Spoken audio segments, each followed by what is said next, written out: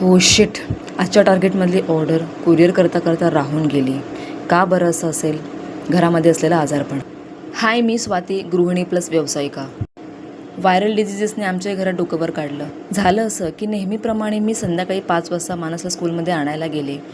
तयार होताना कळलं मला की 2 महिन्यांपासून ऑर्डरप्रमाणे माझा आयब्रोही पेंडिंग होता. असो, काय करणार. त्यातल्या त्यात व्हाईट टोन पावडर लावून चेहरा थोडासा नीटनेटका केला आणि गेले त्याला आणायला. येताना मार्केटमधून भाजीपाला घेऊन आले, 2-3 दिवसांचा एकत्र.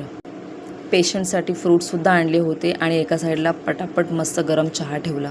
आणि मी माझं ऑर्डरचं उरलेलं काम करायला बसले, कारण माझं आजचं टार्गेट होतं की काहीही करून आज ही कोरिअर गेलंच पाहिजे.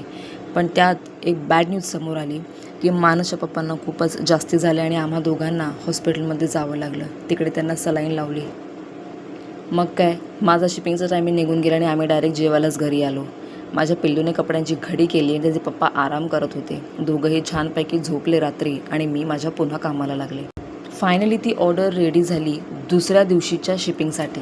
शिपिंग संध्याकाळी करायचं होतं, त्यामुळे दुपारी दुसऱ्या ऑर्डरवरती काम करायला बसले. तितक्यात मला मानसच्या स्कूलमधून फोन आला की त्याला घरी घेऊन जा, कारण त्याला हाय फीवर झाला आहे. मग काय, हा दुसरा पेशंट तयार झाला आमच्या घरी.